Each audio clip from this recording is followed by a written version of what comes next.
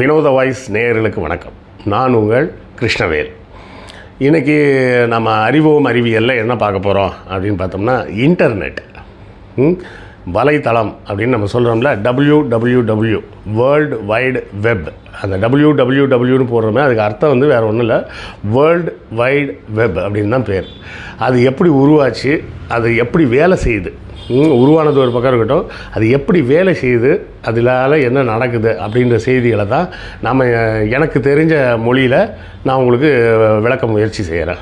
அப்புறம் நண்பர்களே, புத்தகம் வாங்குவதற்கான வழக்கமான ஒரு கோரிக்கை. நம்ம இந்த வினோத வாய்ஸ் சேனல் வந்து மானிட்டைஸ் ஆகிடுச்சு, எல்லாம் உங்கள் அன்பின் ஆதரவும் காரணமாக. அதனால் இப்போ இதில் விளம்பரங்கள் வருது. ஆனாலும் இந்த விளம்பரங்களின் மூலம் வரக்கூடிய வருமானம் வந்து நம்ம கேஆர்வி சேனலில் வந்த அளவுக்குலாம் ஒன்றும் வராது.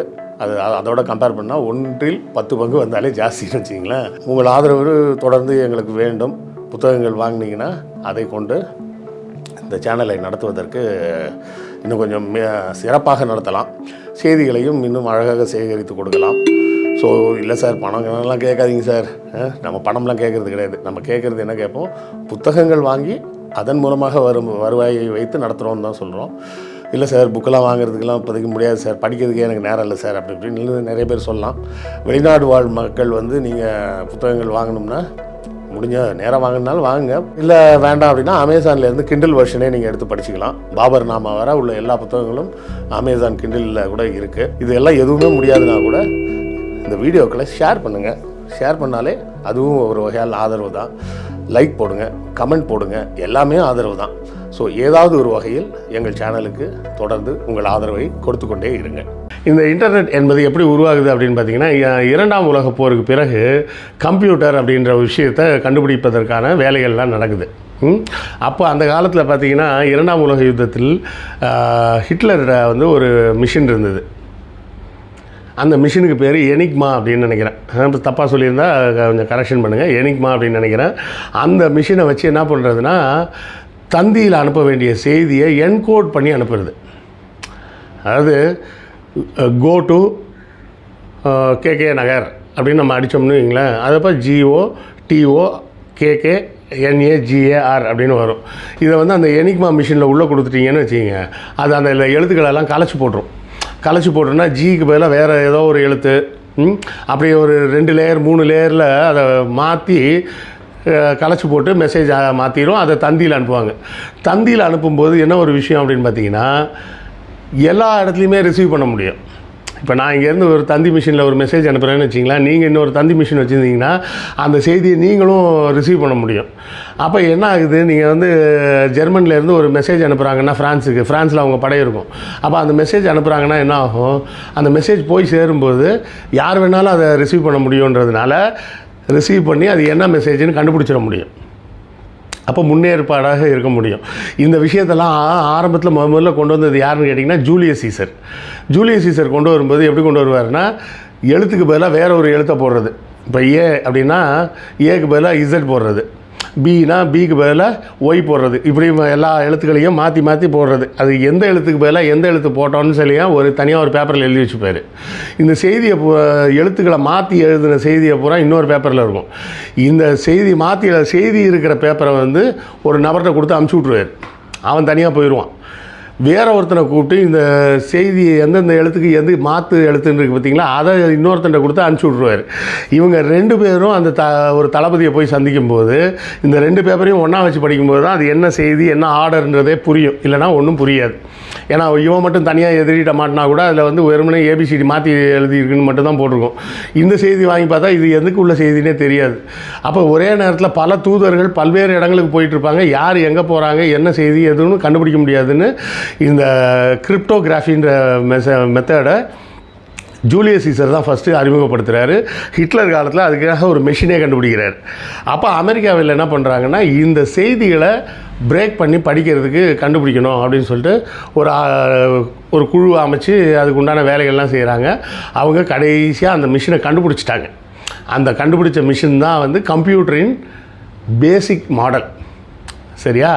அதன் மூலமாக இந்த செய்திகளெல்லாம் அவங்க தெரிஞ்சுக்கிட்டு ஹிட்லரோட அடுத்த நடவடிக்கை என்னன்றதை முன்கூட்டியே தெரிஞ்சு அதுக்கேற்ற மாதிரி உள்ள நடவடிக்கைகள்லாம் எடுத்து அந்த 2ஆம் உலக யுத்தத்தை ஜெயிக்கிறாங்க. அதன் பிறகு இந்த டீகோட் பண்ணுற மிஷினை வந்து இன்னும் கொஞ்சம் டெவலப் பண்ணி அதை கம்ப்யூட்டராக கொண்டு வராங்க 60களில். அப்படி வரும்போது தான் 60களில் வந்து கம்ப்யூட்டர் வருது. அப்புறம் 70களில் இன்னும் கொஞ்சம் அதை மாடிஃபை பண்ணுறாங்க. அப்போ அதுக்கப்புறம் என்ன பண்ணுறாங்கன்னா, இந்த கம்ப்யூட்டர் எல்லாத்தையும் ஒன்றோட ஒன்று கனெக்ட் பண்ணால் நல்லா இருக்குமே அப்படின்னு சொல்லி அமெரிக்க இராணுவம் யோசிக்குது. அப்படி யோசிக்கும்போது தான் முதல்ல ஒரு இன்டர்நெட்டோட நெட்வொர்க் மாதிரி ஒரு விஷயத்தை முதல்ல உருவாக்குறாங்க. சரியா? முதல் இராணுவத்துக்காக தான் இந்த வேலைகள்லாம் நடக்குது.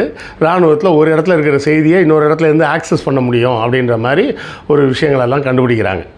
இதன் பிறகு தான் இந்த நெட்வொர்க் அப்படிங்கிற விஷயம் பரவலாக ஆரம்பிக்குது. அதன் பிறகு தான் வந்து லேன் அப்படின்னு சொல்லிலாம் கொண்டு வராங்க. லேன்னா லோக்கல் ஏரியா நெட்வொர்க். இப்போ இந்த ஆஃபீஸ் இருக்குன்னா, இந்த ஆஃபீஸில் ஒரு 10 கம்ப்யூட்டர் இருக்குன்னா 10 கம்ப்யூட்டரையும் ஒன்றோட ஒன்று கனெக்ட் பண்ணிடலாம். சரிங்களா? அப்படி பண்ணுறதுக்கு பேர் லேன் அப்படின்னு சொல்கிறது. வேன் அப்படிங்கிறது வந்து WAN, அது வந்து வைடு ஏரியா நெட்வொர்க். இதை விட இன்னும் கொஞ்சம் பெரிய சைஸ் நெட்வொர்க்காக கொண்டு போகிறத வேன் அப்படின்னு சொல்லுவாங்க. அப்புறம் வந்து பார்த்திங்கன்னா இன்டர்நெட், இன்ட்ராநெட் அப்படின்னு 2 விஷயத்தை கொண்டு வராங்க. அது என்னன்றதை பார்க்குறதுக்கு முன்னாடி இன்னொரு செய்தி இருக்குது. ICANN அப்படின்னு சொல்லிட்டு ஒரு நிறுவனத்தை உருவாக்குறாங்க. அது வந்து ஒரு தனித்த body, international consortium of assigned names and numbers, ICANN, அதுதான் ICANN. International consortium of assigned names and numbers. இப்படி ஞாபகம் வச்சுக்கிங்க, பெயர்களும் எண்களும் அப்படிங்கிறது தான் ICANN. இந்த உருவாக்கி தான் என்ன பண்ணுறாங்க, ஒவ்வொரு கம்ப்யூட்டருக்கும் ஒரு அடையாள நம்பர் அப்படின்னு IP அட்ரஸ் அப்படின்னு நம்ம சொல்கிறோம்ல, அந்த நம்பரை வந்து உருவாக்குறாங்க. இப்படி உருவாக்கும்போது தான் இன்டர்நெட்டுன்ற விஷயம் வருது. இன்ட்ராநெட்னால் வேறு ஒன்றும் கிடையாது. ஒரு அலுவலகத்தில் இருக்கிறாங்கன்னா அவங்களுக்கு மட்டும் தனியாக ஒரு நெட்வொர்க்கை க்ரியேட் பண்ணிப்பாங்க. புரியுதுங்களா? அந்த நெட்வொர்க் எப்படி இருக்கும்னா, அவர்கள் மட்டும்தான் ஆக்சஸ் பண்ண முடியும் அப்படின்ற மாதிரி இருக்கும். இப்போ ஒரு ஏர்டெல் அப்படின்னு ஒரு கம்பெனினா, அந்த ஏர்டெல் எம்ப்ளாயீஸ் மட்டுமே ஆக்சஸ் பண்ணக்கூடிய ஒரு வெப்சைட் இருக்கும். அந்த வெப்சைட்டை வந்து இன்ட்ராநெட் அப்படின்னு சொல்லுவாங்க. அது வந்து பொதுமக்கள் ஆக்சஸ் பண்ண முடியாது. பொதுமக்கள் ஆக்சஸ் பண்ணக்கூடியது இன்டர்நெட். இன்டர்நேஷ்னல்னு நம்ம சொல்கிறோம் பார்த்திங்களா, அந்த இன்டர்நேஷ்னல் மாதிரி இன்டர்நெட் நெட்வொர்க்கில் எல்லா பக்கமும் கனெக்ட் ஆகக்கூடியது.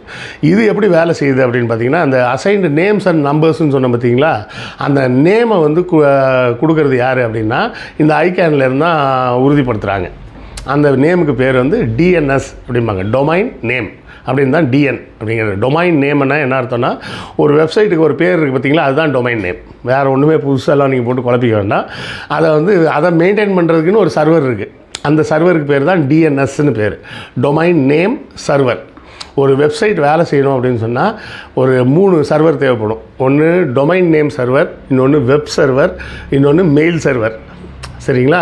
அதாவது நீங்கள் அனுப்பக்கூடிய மெயில்ஸ் வந்து இங்கேருந்து இன்னொரு இடத்துக்கு போகிறது, அங்கேருந்து ரிசீவ் பண்ணுறது, ஒரு போஸ்ட் ஆஃபீஸ் மாதிரி ஒரு வேலை செய்யக்கூடிய ஒரு சர்வர் வேணும். DNSன்றது வந்து நீங்கள் ரொம்ப சிம்பிளாக இப்படி புரிஞ்சுக்கிங்க. ஒரு பெரிய பில்டிங் இருக்குன்னு வைங்களேன், அந்த பில்டிங்கில் இருக்க வாசலில் இருக்க செக்யூரிட்டி மாதிரி வச்சுக்கிங்க. நீங்கள் அவர்கிட்ட போய் கேட்பீங்க, சார் இந்த ஆஃபீஸ் எங்கே இருக்குது? நேராக போங்க, 7வது மாடியில் இருக்குது. இந்த ஆஃபீஸ் எங்கே இருக்குது? இங்கே நேராக போங்க, 5வது மாடியில் இருக்குது. இப்படி சொல்லுவார்ல, அதுதான் DNS. நீங்கள் வந்து இப்போ வந்து ஒரு வெப்சைட் பேர் போடுறீங்க, போட்ட உடனே உதாரணத்துக்கு rediff.com அப்படின்னு போட்டிங்கன்னா என்ன ஆகுன்னா, உங்கள் வீட்டிலேருந்து போடுறீங்க. அப்போ என்ன பண்ணுன்னா, அது நேராக நீங்கள் ஏர்டெல் கனெக்ஷன் வச்சுருக்கீங்கன்னு வச்சுப்போம். முதல்ல என்ன பண்ணும், இங்கேருந்து உங்கள் வீட்டில் இருக்கிற கனெக்ஷன் வழியாக ஏர்டெல்லோட சர்வருக்கு போகும். சரியா? ஏர்டெல் சர்வருக்கு போனோடனே அங்கேருந்து DNSக்கு போகும், டொமைன் நேம் சர்வருக்கு.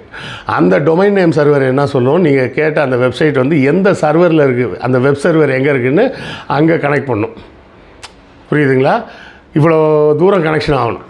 அப்போ இந்த கனெக்ஷன் ஆன உடனே அப்படியே உங்களுக்கு வந்து சேர்ந்துடும். அந்த டீட்டெயில்ஸ் வந்து உங்கள் ஸ்க்ரீனுக்கு வந்து சேரும். இப்படி தான் இன்டர்நெட்டு வேலை செய்யுது. நீங்கள் இங்கேருந்து செய்தி அனுப்புவீங்க, இது இங்கேருந்து அங்கே போகும், அப்புறம் அங்கேருந்து செய்தி எடுத்து கொண்டாந்து உங்களுக்கு தரும். இது எல்லாமே எவ்வளோ நேரத்தில் நடக்குது அப்படின்னு ஃப்ராக்ஷன் ஆஃப் செகண்ட்ஸில் நடக்குது, இன்டர்நெட்டோட ஸ்பீடை பொறுத்து. அப்போது இன்டர்நெட்னால் என்ன அர்த்தம்? வேறு ஒன்றும் இல்லை, எல்லோரும் ஒன்றோடு ஒன்று இணைஞ்சிருக்கிறோம் அப்படின்னு அர்த்தம். அப்போ தான் வந்து என்ன வருது, SSLன்னு உள்ளே வருது. SSLனால் வேறு ஒன்றும் இல்லை, செக்யூரிட்டிக்காக. என்னென்னா, இப்போ நம்ம ஏற்கனவே சொன்னோமே, ஜூலியஸ் சீசர் காலத்தில் இப்படி செய்திகளை கொண்டு போகும்போது எவனா இப்போ நடுவில் பிடிங்கி படிச்சிருவான்னு 2ஆக பிரித்து அமிச்சாங்க அப்படின்னு. அதே மாதிரி ஹிட்லர் காலத்தில் அதை கோடிங் பண்ணி அமிச்சாங்க அப்படின்னு படித்தாங்க. அதே போல் இப்போ நீங்கள் அனுப்புகிற செய்தியை பூரா வேறு ப்ரோக்ராமிங் தெரிஞ்ச ஒருத்தன் நடுவில் உள்ளே பூந்து எடுத்துடலாம்ல.